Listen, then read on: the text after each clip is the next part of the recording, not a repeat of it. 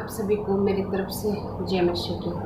आप सभी का बहुत बहुत स्वागत है परमेश्वर की उपस्थिति में। मेरे प्रियो, आज सचमुच में जब हम इस संसार में देख रहे हैं बहुत ही भयानक समय एक बार और हमारे दरवाज़ों पे, हमारे घरों पे जो है दस्तक दे चुका है।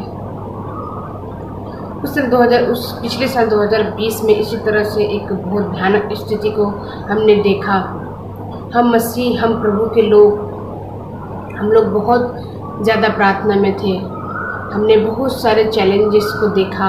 हमने परमेश्वर के सम्मुख में अपने घुटने को टेके और परमेश्वर से प्रार्थना की कि परमेश्वर हमें इस स्थिति से बचाइए। और सचमुच में परमेश्वर इतना महान परमेश्वर है कि उन्होंने हमें उस भयानक परिस्थिति से, प्रभु ने हमें बचाया।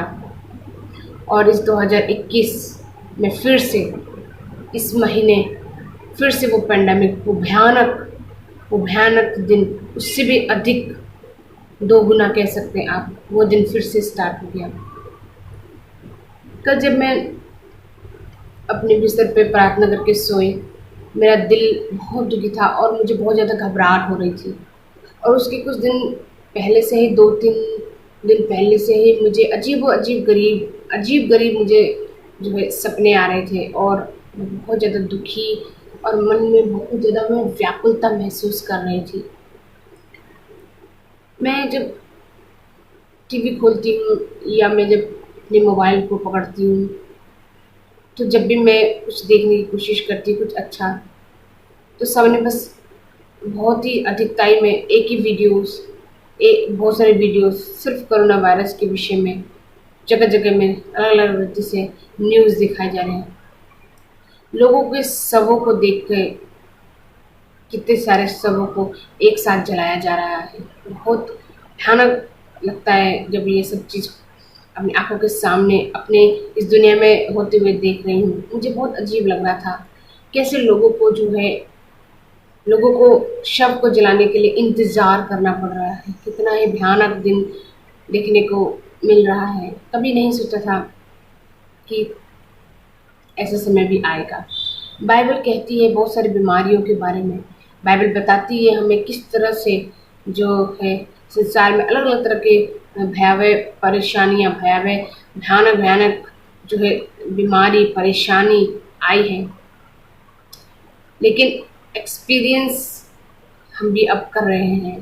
प्रभु का वचन कहता है मैथ्यू चैप्टर 24 कि किस तरह भयानक बीमारी आएगी, और वो जो हमने बाइबल में पढ़ा और वो आज हम एक्सपीरियंस कर रहे हैं कि किस तरह से जो कोरोना वायरस है ये लोगों को कितनी बुरी तरह से ख़त्म कर रही है। मेरे मन में बहुत सारा क्वेश्चंस और बहुत ज़्यादा मेरे मन में बहुत ज़्यादा एक तनाव सा महसूस कर रही थी मैं कल और 2-3 दिन पीछे से। मुझे बहुत बुरा लग रहा था, मेरे मन में अच्छा नहीं लग रहा था।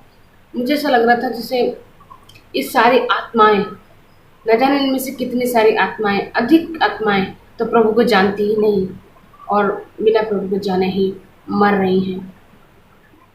इतना भयानक दिन देखने को मुझे कोरोना वायरस की इस बीमारी से जो लोग मर रहे हैं, जो प्रभु यीशु को नहीं जानते, और वो मर के वो नरक में कितनी सारी आत्माएं जा रही हैं।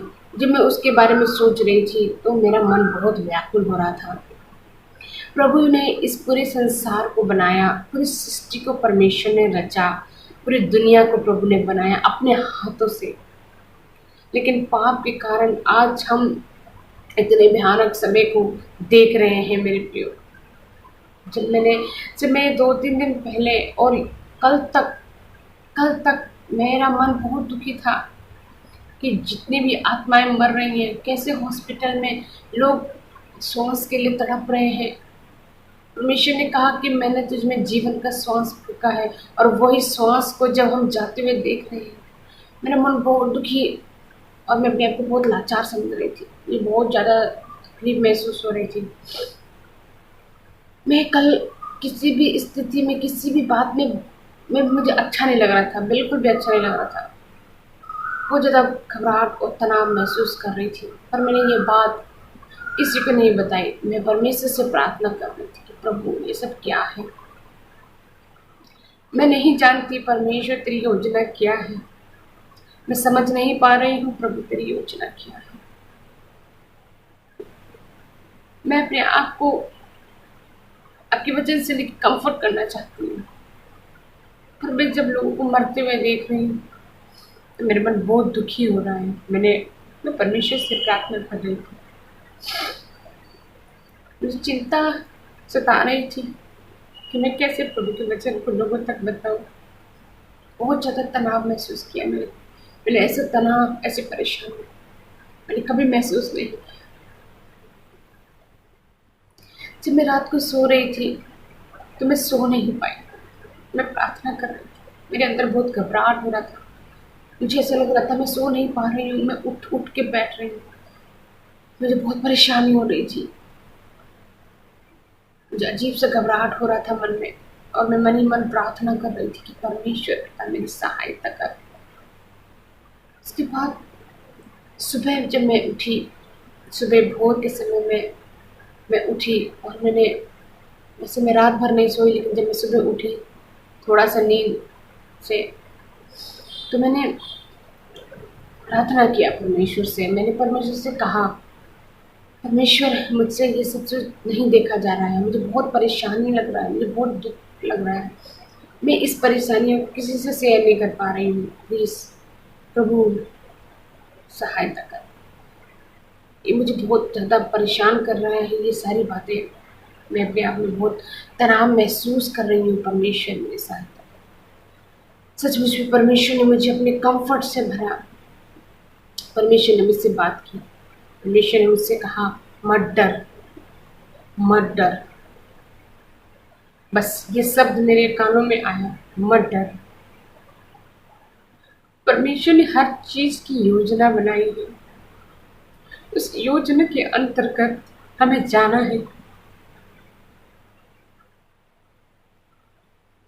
परमेश्वर सब जानते हैं, संसार में क्या हो रहा है, कैसे लोग मर रहे हैं, परमेश्वर सब कुछ जानते हैं।